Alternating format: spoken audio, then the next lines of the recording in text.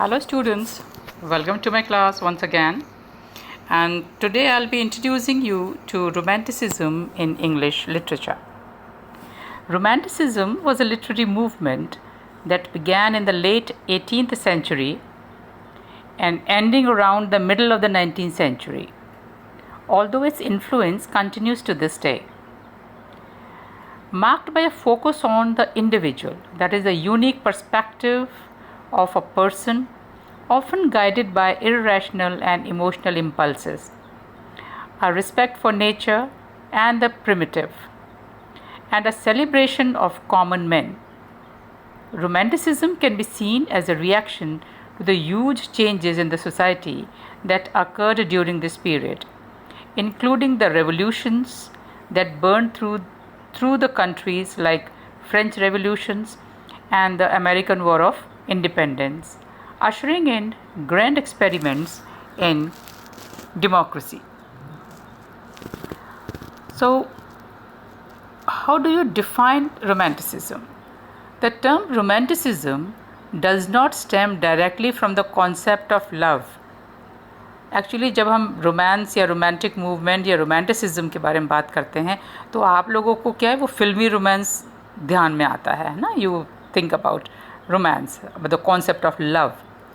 But it is not that, but rather it is from the French word romanant, a romantic story told in verse. एक कहानी जो कि काव्यमयी हो. Romanticism focused on emotions and the inner life of the writer, and often used autobiographical material to inform the work or even provide a template for it, unlike traditional literature at that time. यानी ये emotions पे और inner life of the writer, autobiographical material यानी आत्म कहानी type, या उसके खुद पर्सनल जो राइटर था उसके बारे में ये था movement, the expression of the writer. Romanticism celebrated the primitive and the elevated regular people as being deserving of celebration, which was an innovation of the time. पहले राजा महाराजाओं के बारे में बातें होती थी, but this romantic movement it focused on the common man. Romanticism also fixated on nature as a primordial force and encouraged the concept of isolation as necessary for spiritual and artistic development. तो romantic movement में return to nature और back to nature, they appreciated nature. और वो भी है, और एक concept of isolation है, दैट इज़ हमेशा ग्रुप में नहीं रहना है, एकांत भी बहुत ज़रूरी है. Isolation it was as a which was thought to be necessary for spiritual and artistic revolution.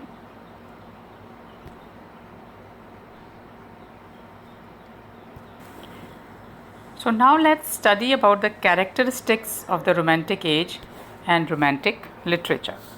The first is individuality, यानी व्यक्तिवाद, democracy and personal freedom. Actually, this movement was very much influenced by French Revolution. French Revolution had the slogan of liberty, equality and fraternity. So there was focus on individual freedom. The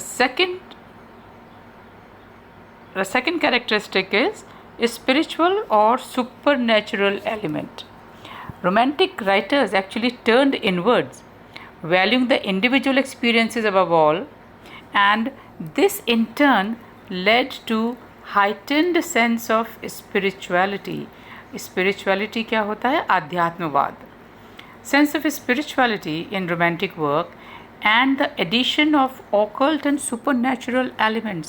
तो इसमें बहुत रहस्यमयी और supernatural elements हैं, उनके बारे में भी कहा गया है. जैसे व्हेन यू रीड कोलरिज से the rime of ancient mariner, उसमें हैं ये एलिमेंट्स. तो the elements, the characteristics which you find here, you will be able to find in your works, in your poems which are prescribed for you in your syllabus.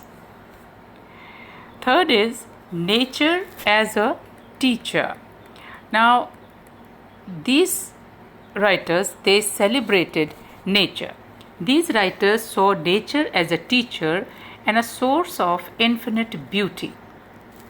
So, actually, if you see, you have poems in your syllabus like Keats' To Autumn. So, this is about nature.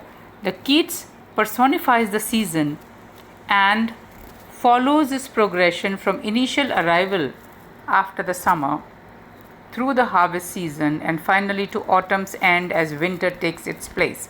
So these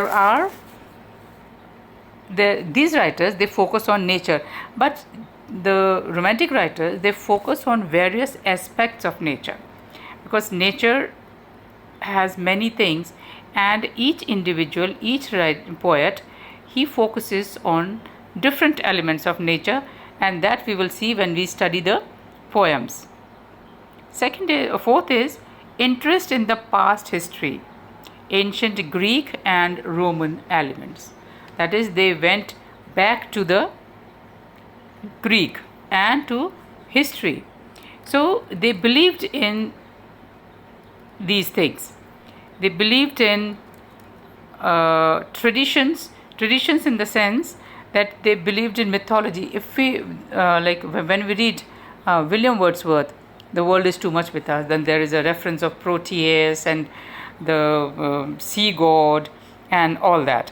So they are very fascinated by the Greek culture and also by the history. Fifth is celebration of simple life. Celebration of simple life means they had the interest in common men. Till now, poems or literature was written about kings and prince and queen and all that, court. But now, these romantic poets, they were interested in the common man. Like William Wordsworth was one of the first poets to embrace the concept of writing that could be read, enjoyed and understood by anyone. कोई भी उस simple writing थी, anyone could understand. He actually avoided overly stylized language and references to classical works in favor of emotional imagery conveyed in simple, elegant language. So, they brought back the common men, the common language, the simple language, the language spoken by the common person. So, that was a celebration of simple life.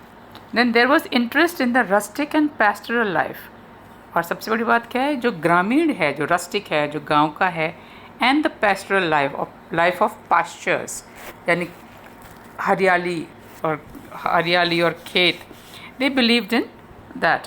Interest in rustic and pastoral life. Now seventh is interest in folk traditions. जो लोक कला, लोक traditions थे, रीति रिवाज थे, they believed in that. Use of common language, that is, they did not use very difficult language or very high flown language of the court language, but they wrote in simple language of common men. Then use of common subjects. जो उनके विषय वस्तु थी वो भी बहुत simple थी. If you read William Wordsworth, like you have a poem prescribed for you, William Wordsworth's poem, The Solitary Reaper. तो this was very simple subject. इसके विषय वस्तु बिल्कुल सिंपल है कि एक फसल काटने वाली लड़की के बारे में एक पोएम है. So what they did, they wrote about common man, they wrote about the subjects was simple, the language was simple, everything was very simple for them. And then they were one sided and opinionated. That is, they looked only at the beauty of nature. They looked at the beauty of nature. It was only one-sided. They have their opinions. They had their own personal opinions, and they were not influenced by outside. Then they idealized women. Now, women are always presented as idealized love interests, pure and beautiful, but usually without anything else to offer. Ironically, most notable novels of the period were written by women. The writers were Jane Austen, Charlotte Bronte, and Mary Shelley. but it had to be initially published under the male pseudonyms because of these attitudes. And much romantic literature is infused with the concept of women being perfect and innocent beings to be adored, mourned, and respected, but never touched or relied upon. So there was a lot of respect for women, there is a lot of love for women, they were adored and admired and respected. Now, 12th feature is that there is a frequent use of personification. Like if you see, you have read the poem Elegy Written in a Country Churchyard. That poem was actually the transition period from neoclassical to the romantic. It is known as the pre-romantic or the transition period.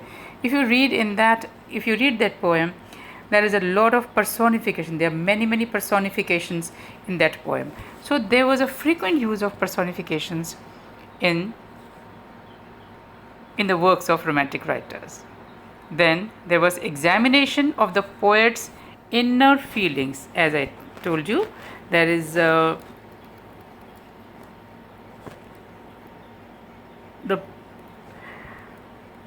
examination of poets' inner feelings, that they wrote about personal feelings. Personal, it was more of individual. The writer, they believed in himself and he wrote his own emotions, the way he felt about something. So I have given you the broad outline of romantic movement, and if we sum up, then we can say that Romanticism is a literary movement spanning roughly from 1790 to 1850. Actually, the real beginning of this romantic movement is from lyrical ballads, publication of lyrical ballads in 1798. But roughly, if you see, we can see this literary movement spanning roughly from 1790 to 1850. The movement was characterized by a celebration of nature and the common man, focus on individual experience and idealization of women, and an embrace of isolation and melancholy. And the prominent romantic writers include William Wordsworth, Coleridge, Percy Bysshe Shelley, John Keats, and all these poets are prescribed for you in your syllabus. In your course, we will be reading the poems. And it was also an influence of, actually this romantic movement, they were also influenced by too much of materialism, industrialization. They was against this industrialization and materialism, and they were for freedom, for individualism. So all these qualities you will find in the poems which are prescribed for you in your syllabus. This is all for today, and in my next session we'll be studying William Wordsworth. So study well, take care.